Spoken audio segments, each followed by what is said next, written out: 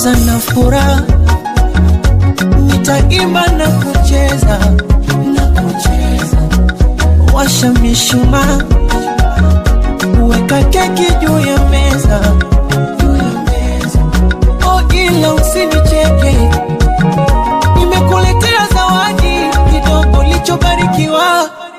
Aki mwana mkwete aja na dumu la maji, nasije kakumwagia. Ana kapicha kako nitaka post,